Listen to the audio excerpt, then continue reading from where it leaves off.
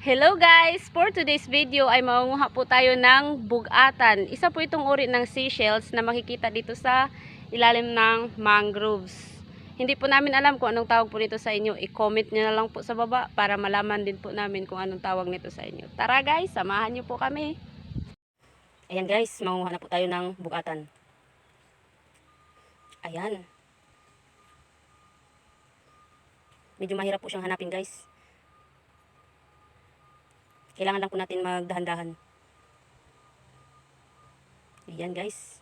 Yan po yung bugatan sa amin guys. I-comment nyo na po sa baba kung anong tawag nito sa inyo.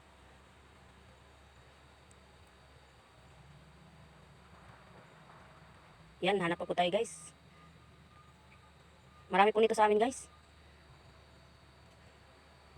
Yun kung magsisipag ka lang maghanap. Para makadami ng huli.